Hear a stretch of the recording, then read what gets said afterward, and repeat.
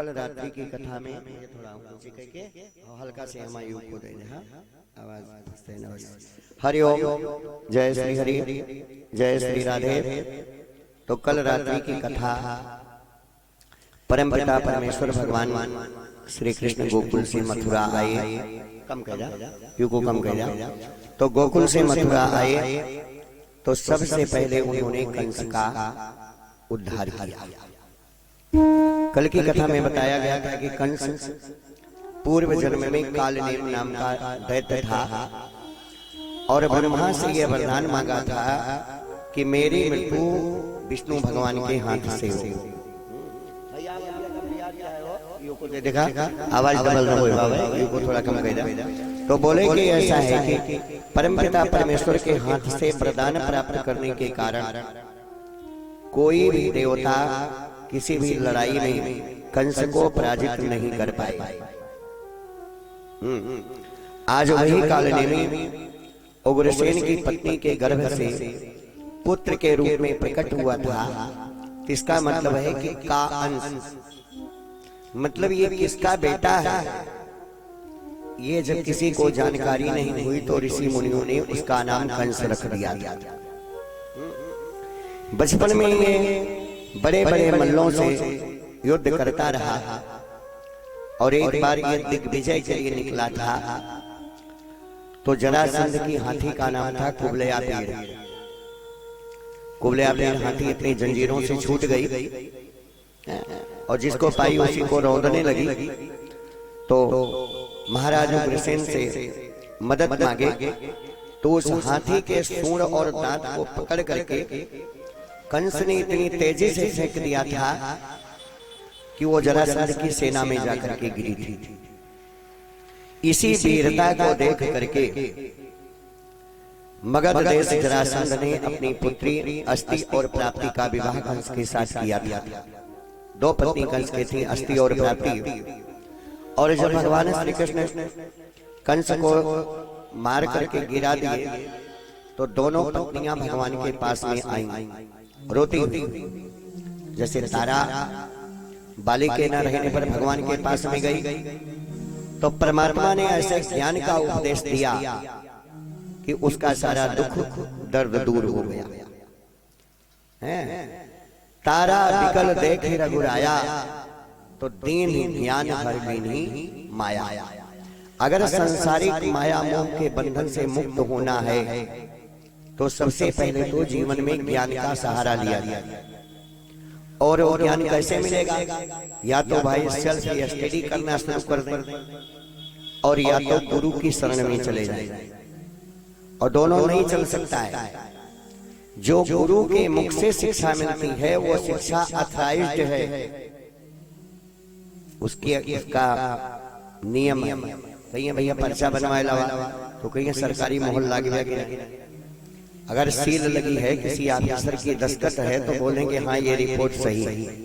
अगर उस पर दस्तखत और उस सिग्नेचर नहीं है तो मान लेंगे कि ये फर्जी है। यही मतलब है।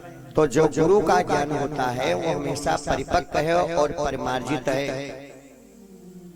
आज मंदोदरी की तरह विलाप करते हुए दोनों भगवान के सामने पहुंची कि जिस प्रकार से मानस में बाबा तुलसीदास ने मंदोदरी के वियोग को दिखाया कि पति देवता एक दिन ऐसा समय था कि आपके सामने कुबेर, वरुणाधिपति, इंद्रदेव, सारे देवता लोग आपसे कांपते थे।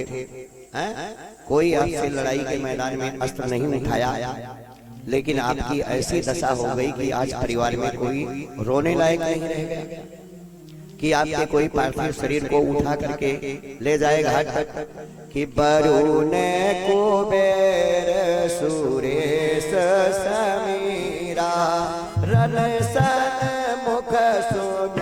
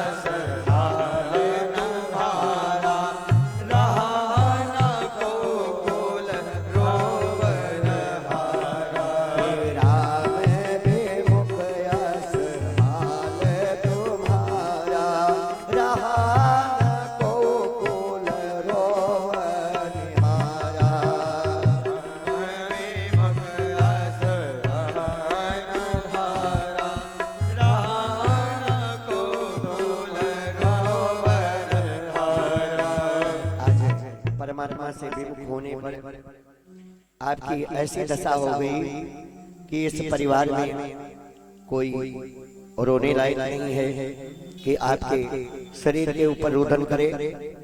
कृष्ण और बलराम दोनों भाई कंस की शरीर को उठा लिए, राम राम शब्द करते हुए कंसासुर की लाश को कृष्ण और बलराम रखकर जमुना तीर पर बैठे करुणाधाम।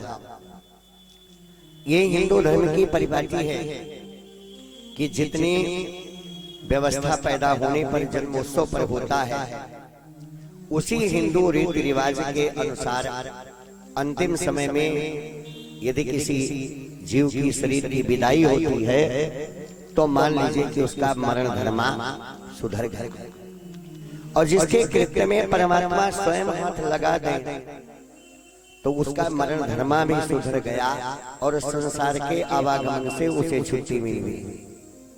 श्री कृष्ण अपनी मामी को समझाने लगे कि मामी अब समय दूसरा है, आज ये रोने का समय नहीं है, और ये संसार में कौन सा ऐसा व्यक्ति है कि जिसको एक ना एक दिन इस दुनिया को छोड़ करके जाना पड़ा।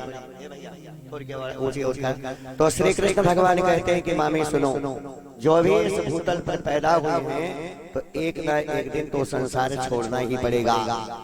कि बोले मामियों रुदन छोड़ो और यह सब मतलब का रोना है। बोले